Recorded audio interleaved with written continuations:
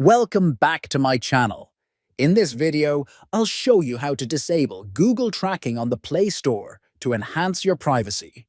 Google saves your voice activity, search history, and Chrome activity, but you can turn these off easily. Let's get started. Open the Google Play Store app on your Android device. Tap your profile icon in the top right. In the Settings menu, look for Personalization. Tap on it to adjust your settings. Tap on Play Personalization and History to manage settings for personalized recommendations based on your activity. Here, you can turn off Personalized, include Chrome history, saves your activity from apps, include voice and audio activity. Save your visual search history. That's it. You've successfully disabled Google tracking on Play Store and other Google services to improve your privacy.